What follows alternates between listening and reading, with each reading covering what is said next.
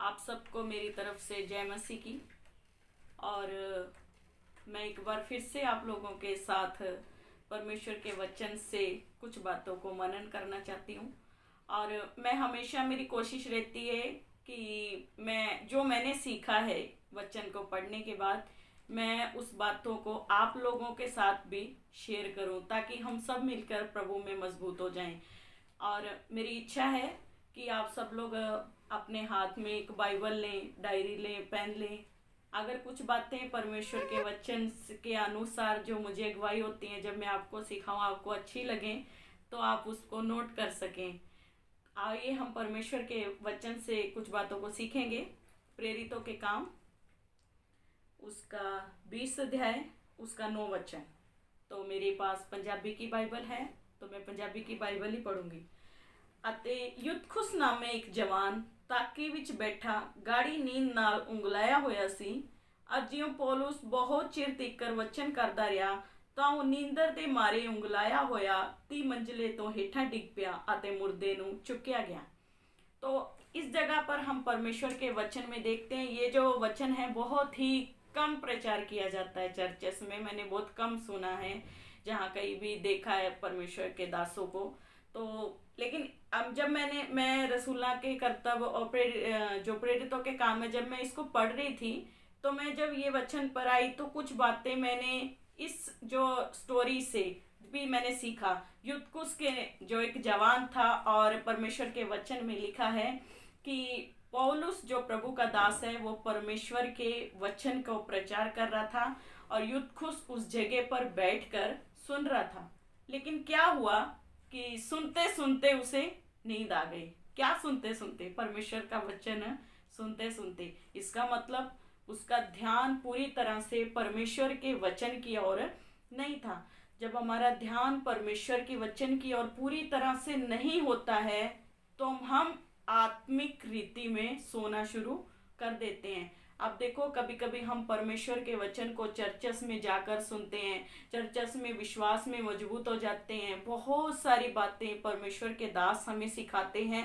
तो उस समय तो हमें इसे लगता है कि आज के बाद हम कोई गलत काम नहीं करेंगे, हम किसी भी तरह का रीति रिवाज नहीं करेंगे, हम सिर्फ और सिर्फ परमेश्वर के वचन की ही पालना करेंगे, क्योंकि परमेश्वर हमें आशीषित करता है। परमेश्वर हमसे कितना प्यार करता है, ऐसा कोई नहीं है जिसने हमारे लिए जान दी हो। लेकिन जब हम लोग परिस्थितियां हमारे सामने जब आ जाती हैं, तो हम लोग आत्मिक रीति में सोना शुरू कर देते हैं। और युद्धकुश भी वचन सुनते सुनते ही, हम हर दिन इतवार के दिन परमेश्वर के घर में जाते हैं, या आजकल फेसबुक और इंटरनेट के थ्रू भी हम लोग परमेश्वर के वचनों को सुनते हैं। लेकिन सब कुछ सुनते सुनते भी आज बहुत से लोग जो हैं वो अपनी आत्मिकता में सो गए। और प्रभु के वचन में लिखा है, थोड़ा हम परमेश्वर के वचन में देखेंगे। पहला कुरिन्थियों का किताब उसका 3 अध्याय उसका 3 वचन। वहां पर लिखा है, तुसी हुण तक शारीरिक हो, क्योंकि ਜਦੋਂ ਜਲਨ ਅਤੇ ਝਗੜੇ ਤੁਹਾਡੇ ਵਿੱਚ ਹਨ, ताकि तुसी शारीरिक नहीं अते इंसानी चाल नहीं चलते। इस जगह पर परमेश्वर का दास पौलुस फिर से बोलता है कि तुम लोग शारीरिक हो। जो लोग शारीरिक हैं, इसका मतलब वो लोग आत्मिक रीति से सोए हुए हैं। रोमियो की किताब में लिखा है, जो लोग परमेश्वर की आत्मा की अगुवाई से चलते हैं, वही परमेश्वर के पुत्र हैं, वही परमेश्वर के बेटे और बेटियां हैं। और शरीर हमेशा आत्मा के विरुद्ध में काम करता है। परिस्थितियां जब हमारे सामने आती हैं, तभी हम परमेश्वर के वचन को सुनते सुनते भी सोना शुरू कर देते। आज भी हम बहुत सारी बातों में सोए हुए। किन बातों में?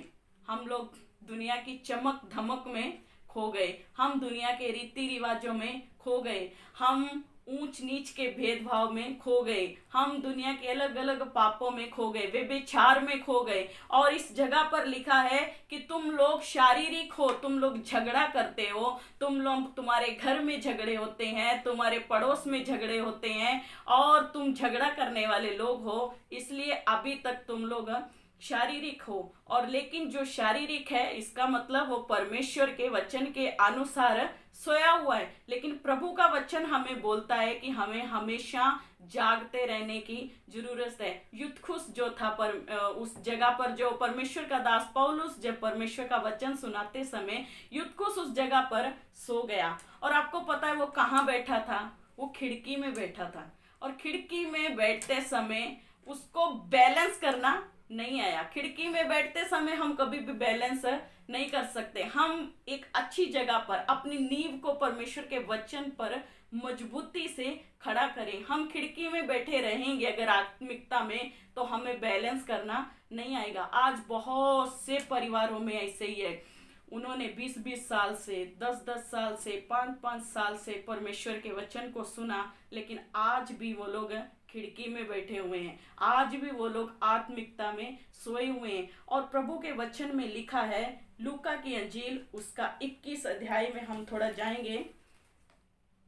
21 अध्याय का 36 वचन है, तो वहां पर हम देखेंगे, पर बेनती करते हैं हर वेले जागते रहो ਭਈ ਤੁਸੀਂ ਉਹਨਾਂ ਸਭਨਾ ਗੱਲਾਂ ਤੋਂ ਜਿਹੜੀਆਂ ਹੋਣ ਵਾਲੀਆਂ ਹਨ ਬਚ ਸਕੋ ਅਤੇ ਮਨੁੱਖ ਦੇ ਪੁੱਤਰ ਦੇ सामने खड़े हो सको। तो इस जगह पर भी परमेश्वर का दास जो है बोल रहा है कि हम बेनती करते और हर समय जागते रहना चाहिए। हर समय आप लोग देखो, जब हम लोग प्रार्थना करते हैं हम सोचते हैं परमेश्वर हमें देख रहा है। जब हम लोग वचन पढ़ते हैं हम सोचते हैं परमेश्वर हमें देख रहा है। फिर हम जब लोग परमेश्वर के दासों को दान देते हैं, अच्छा खाना खिलाते हैं, उनको अच्छा कपड़ा देते हैं, हम सोचते हैं परमेश्वर हमें देख रहा है। तो क्या आप जब अपने घर में लड़ाई झगड़ा करते समय परमेश्वर हमें नहीं देखता है? बहुत सारे सेवक लोग ऐसे हैं, आज वो लोग आत्मिकता में सो गए, उनके घरों में लड़ाई झगड़े हैं। क्यों लड़ाई झगड़े हैं? मैं इसे सोचती हूँ क्योंकि एक तो उनकी आपस में नहीं बनी, पति पत्नी की जब आपस में नहीं बनती है तो उस घर में झगड़ा होना शुरू हो जाता है। जब पति पत्नी का आदर नहीं करता है और पत्नी पति का आदर नहीं करती है, और फिर जब बच्चे उनको देखते हैं तो बच्चे उन दोनों का ही आदर नहीं करते हैं।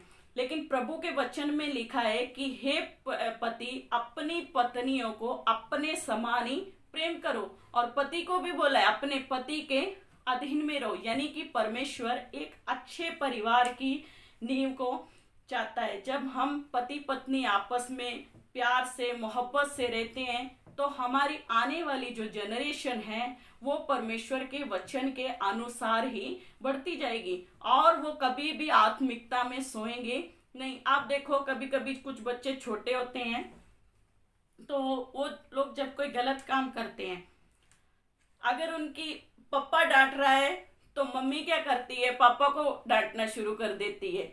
मतलब उसी समय बच्चे के सामने वो अपने पति का पक्ष नहीं लेती है लेकिन बच्चे का पक्ष लेती है। और यही गलती जो है कभी कभी पति भी करते हैं। उनकी मम्मी डांट रही है तो पति बीच में बोलना शुरू करते हैं, नहीं रहने दे, ये अभी छोटा है, ये बड़ा हो जाएगा, समझ जाएगा। ऐसे कभी नहीं होगा। प्रभु के वचन में लिखा है जब तेरे बच्चे छोटे हैं, छोटेपन में जब हम उनको सिखाते हैं, अपने बच्चों को, व्यवस्था सार की पुस्तक में लिखा है अपने बच्चों को उठते समय, बैठते समय, चलते समय, फिरते समय, अंदर आते समय, बाहर जाते समय उनको परमेश्वर का वचन सिखा। फिर कहावतों की पोथी में, प्रोवर्ब्स में इसे लिखा है नीति वचन में कि जब तू उनको सिखाएगा तो वो बड़ा होकर भी उससे हटेगा नहीं। इसका मतलब परमेश्वर ने बोला है बचपन में ही तू अपने बच्चों को सिखा। एक और उदाहरण देना चाहूंगी मैं आपको। जब हमारे घर में हम जब एक छोटा पौधा लगाते हैं तो उस पौधे की जो टहनी होती है, जो जड़ के ऊपर वाला जो भाग है वो कमजोर होता है। तो हम लोग जो हवा आती है इधर उधर से तो वो कभी इधर को हिलता है कभी उधर को हिलता है, क्योंकि उसमें उतनी स्ट्रेंथ नहीं है कि मैंने कैसे खड़ा होना है। लेकिन जब उसको एक हम डंडा लगा देते हैं और उसको डंडे से बांध देते हैं तो वो सीधा खड़ा होता है और सीधा ही बढ़ता जाता है। लेकिन उसी पेड़ को जब वो अलग अलग तरह से या टेढ़ा मेढ़ा बढ़ना शुरू हो गया, बढ़कर बड़ा पेड़ बन जाता है, तब उसको हम लोग सीधा नहीं कर सकते। वैसे ही बच्चे जो हैं वो एक गीली मिट्टी के समान है। हम बचपन में उनको जैसा आकार देंगे वो वैसा ही बन जाएंगे। लेकिन प्रभु के वचन में लिखा है बहुत सारे लोग जो हैं वो इन बातों के ऊपर ज्यादा ध्यान नहीं देते, खासकर सेवकों के लोग। प्रभु के वचन में उनके बारे में मैंने एक बात ऐसे देखी है कि प्रभु के वचन में लिखा है कि हम लोग मत्ती की अंजील उसका 13 अध्याय, मत्ती की अंजील उसका 13 अध्याय और हम लोग उसका 25 वचन से देखेंगे।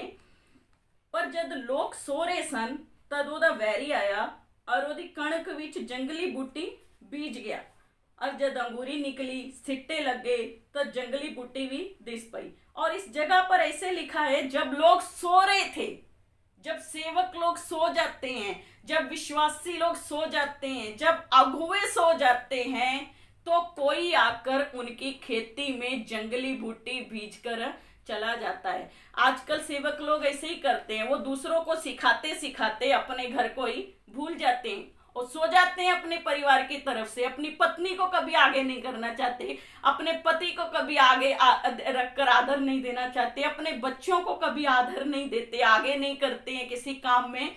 तो वचन में लिखा है, जब वो लोग सो रहे थे तो उनका वैरी आया। वैरी कौन है? शैतान है।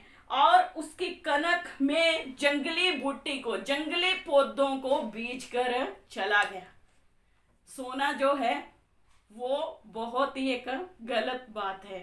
और क्योंकि परमेश्वर के वचन में लिखा है कि हमेशा तुम लोग जागते ही रहना चाहिए। सबसे पहला जो है, हम परमेश्वर का आदर करें। दूसरे नंबर पर हमारा परिवार आता है, क्योंकि परमेश्वर ने पहले हमें कलीसिया नहीं दी, पहले हमें परिवार दिया। और फिर उसके बाद तीसरे नंबर पर कलीसिया आती है। लेकिन हम लोग कलीसिया को दूसरे नंबर पर लेकर आ गए और अपने परिवार के महत्व को हम लोग भूल गए। और प्रभु के वचन में लिखा है कि पति पत्नी जो हैं वो एक दूसरे के सहायक हैं, मददगार हैं। हम अपनी ही सेना को भूलकर आ गए हैं, तो हम शैतान के साथ युद्ध नहीं कर सकते।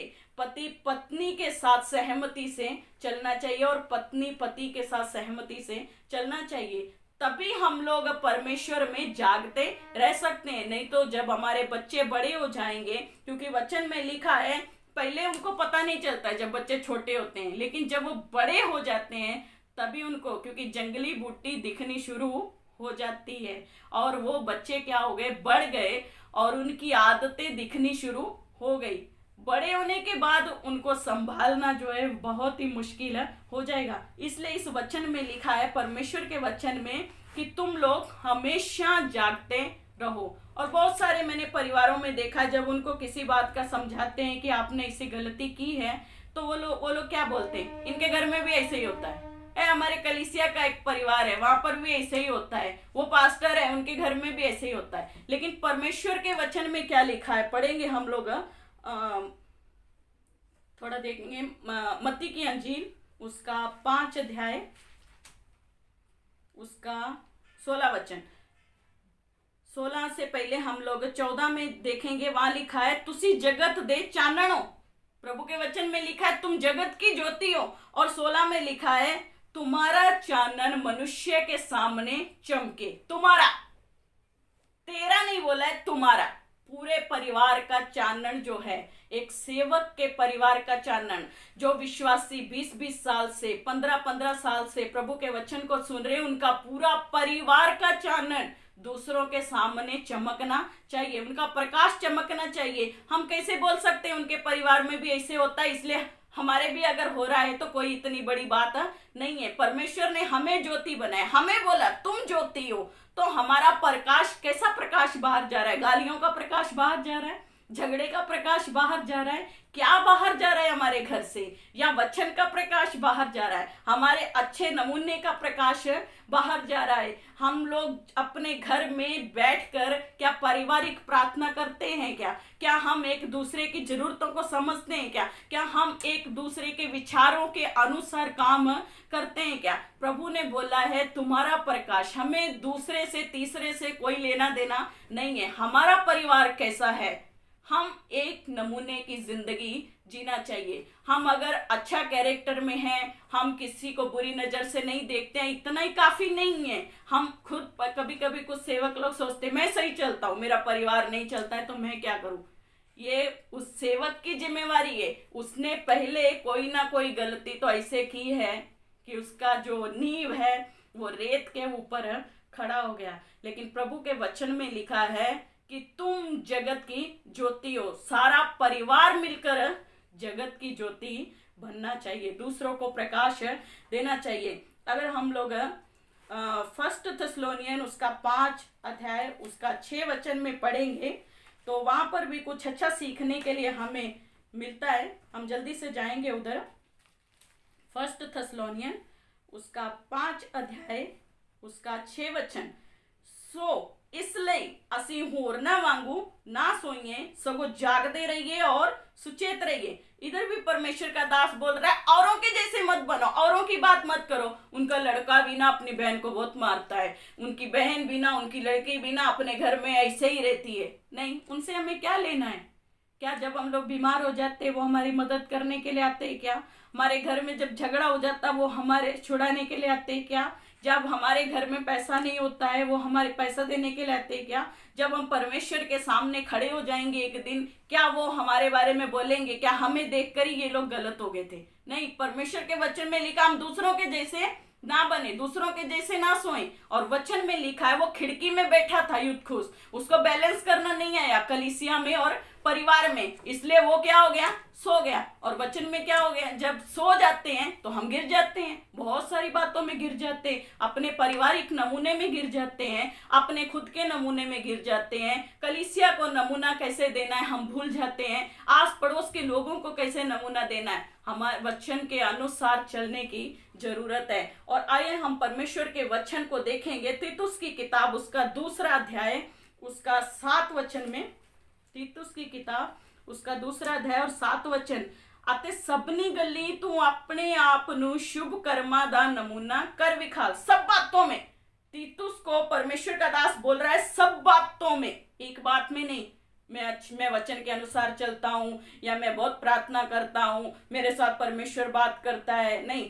हम अपनी पत्नी की भी बात कभी कभी सुनना चाहिए। परमेश्वर ने हमें सहायक दिया है, अपने पति की बात सुनना चाहिए। कभी कभी बच्चे ही हमें बहुत कुछ सिखा देते हैं। हमारा जोएल हमें बहुत कुछ सिखाता है। कभी भी हम किसी बात में जब थोड़ा निराश हो जाते हैं तो वो हमें बोलता है, आप हमेशा बोलते हो कि किसी भी बात की चिंता नहीं करनी चाहिए, तो इसलिए आप भी आज से किसी भी बात की चिंता मत करो। तो इस बात को लेकर हम उसको डांटते नहीं है कि तेरे को किसी बात की समझ नहीं है या तू ऐसा है, तू छोटा है। नहीं, क्या पता परमेश्वर उसके द्वारा हमसे बातचीत कर रहा है। और इसलिए प्रभु के वचन में लिखा है कि तुम सब बातों में एक दूसरे को नमूना दो। हमारे परिवार का नमूना बहुत ही जरूरी है। आप देखो, कभी कभी घर में बच्चा कुछ छोटा सा गलत काम करता है या टीवी में कुछ गलत देखता है, जब वो छोटा होता है तो अगर पापा बोलते हैं कि ये गलत है ना, सेवक है अगर, वो तो बोलता है क्या है, गलत है ये काम हम घर में, तो मम्मी क्या बोलती है, इतने से कुछ नहीं होता है। वो इतने से ही आखिर क्या बन रहा है? पेड़ बन रहा है। और जब वो पेड़ बन जाएगा उसे हटाना बहुत ही मुश्किल है। और वचन में लिखा है, अपने बच्चे को तू बचपन में सिखा ताकि वो मेरे वचन का पालन करे। जब हमारे बच्चे परमेश्वर के वचन का पालन करेंगे तो परमेश्वर उनको कभी भी गलत रास्ते में जाने नहीं देगा। अब देखो, जब हमारे बच्चे कहीं गिर जाते हैं, उनको चोट आ जाती है या उनको कहीं लग जाती है, वो किसी बात में सफल हो जाते हैं, तो हम कितना दुखी हो जाते हैं। तो आप नहीं सोचते जब हमारे बच्चे गलत संगति में चले जाएंगे, व्यभिचार में चले गए, नशे में चले गए, अगर लड़ाई झगड़े में चले गए, वो अलग अलग नाच रंग वालों में चले गए, तो एक दिन वो लोग नरक में चले जाएंगे। तो हमारे पछताने का कोई भी फायदा नहीं देता। ये चोट तो ठीक हो जाएगी जो हमें लगती है शारीरिक चोट, लेकिन जब अब उनकी आत्मा नरक में चली जाएगी तो हमें उन्हें वहां से बाहर निकालने का एक भी मौका नहीं मिलेगा। हम अपने बच्चों से प्यार करते हैं, अच्छी बात है, लेकिन प्यार में लिमिट होना बहुत ही जरूरी है। ये भी एक प्यार करने का ढंग है कि हम पति पत्नी मिलकर अपने बच्चों को सिखाएं। और वचन में लिखा है यूतुखुस जो था परमेश्वर का वचन सुनते सुनते ही सो गया।